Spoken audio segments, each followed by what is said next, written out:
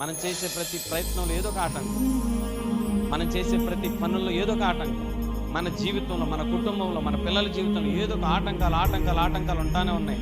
ఎలాంటి పరిస్థితి నీకుందా? ఈరోజు కీర్తనాకారుడు ఒక మాట తెలియజేస్తున్నాడు. నీకు ఆటంకాలు ఉన్నప్పుడు ప్రభువుని జ్ఞాపకం చేసుకో. స్తోత్రం కలుగును గాక. ఎవరిని జ్ఞాపకం చేసుకోవాలి? ప్రభువుని జ్ఞాపకం చేసుకోవాలి. ఎందుకంటే ఆటంకాలు తొలగించేది ఎవరు? యేసయ్యే. ఎంత పెద్ద ఆటంకమైన ఆయనకి అసాధ్యమైనది చెప్పండి నాతో. సాధ్యమే. ఏం వాడాం అక్కడ? సాధ్యమే.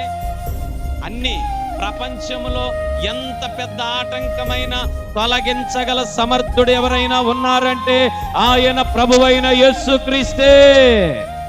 అది ఎంత పెద్ద ఆటంకమైనా సరే, వెళుతున్నప్పుడు సముద్రం వచ్చింది ఆటంకంగా, దేవుడు ఏం చేశాడు?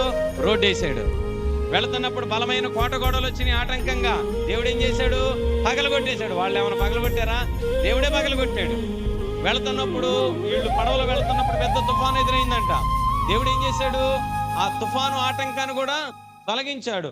తుఫాను ఆటంకాలని, కోటగోడ ఆటంకాన్ని, సముద్ర ఆటంకాన్ని, యోర్దాను ఆటంకాన్ని తొలగించిన దేవుడు ఈ జీవిత యాత్రలో నీకున్న ఆటంకాలు కూడా తొలగించి బలపరిచి ముందుకు నడిపించునుగాక.